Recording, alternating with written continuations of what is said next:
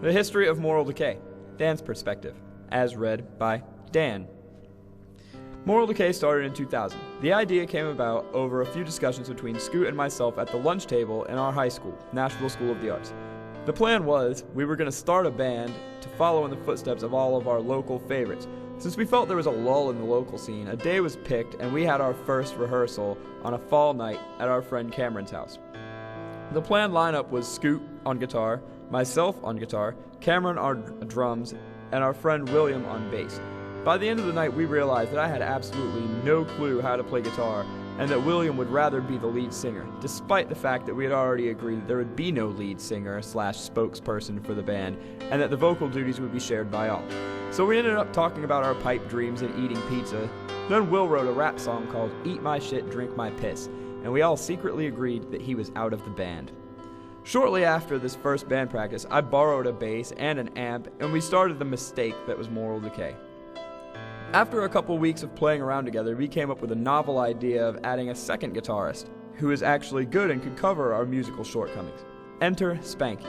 Spanky was an even worse guitarist than Scoot, and after 2 weeks was already out of the picture. Enter Red. Red was fucking awesome and had complete disregard for his personal well-being and the well-being of his surroundings. We spent the next 8 months writing and recording songs on a clock radio. It sounded fucking terrible, but we didn't know any better and thought it was awesome. Listening back to some of those tapes, I realized that we spent more time yelling at each other than actually playing songs. By summertime, we were ready to play our first show. The lineup was us, a black metal band, an industrial cover band, and Naughty Nuggets.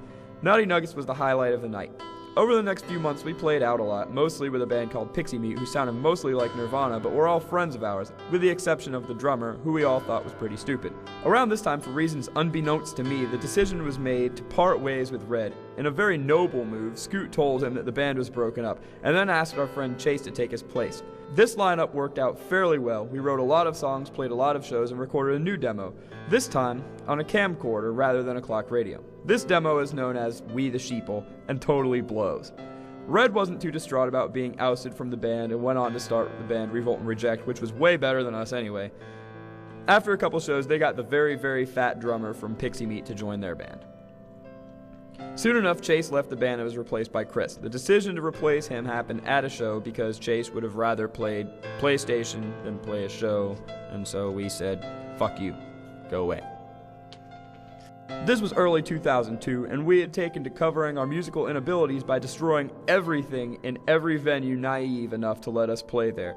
We eventually started setting things on fire during our shows and incidentally became the only band to date to ever host a mid-performance evacuation of the Muse.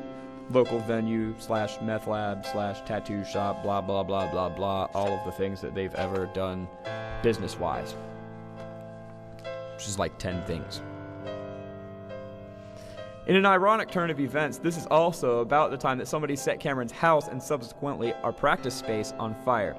We began practicing wherever we could over the next year and a half and eventually ended up settling into Red's bedroom, which was actually the second floor of a garage and Revolt and Reject's practice space. Eventually, Cameron and I moved into a house in East Nashville. This was around the time that Humanity's Regression was recorded, which also sounds like shit. We stayed in that house for about 4 months until somebody that we mistakenly assumed for a friend robbed our practice space. So once again, we ventured out to find a new place to practice, and once again we ended up at Red's house. This worked out great for about 3 months until somebody burned that house down. But only the garage, with our equipment, not the actual house. We finally got our shit back together around the end of 2003. The main holdup was getting a new drum set for Cameron, and we played our first show in about 6 months. Immediately after the show, Cameron informed us that he wanted to pursue his calling in the hip-hop scene and left the band.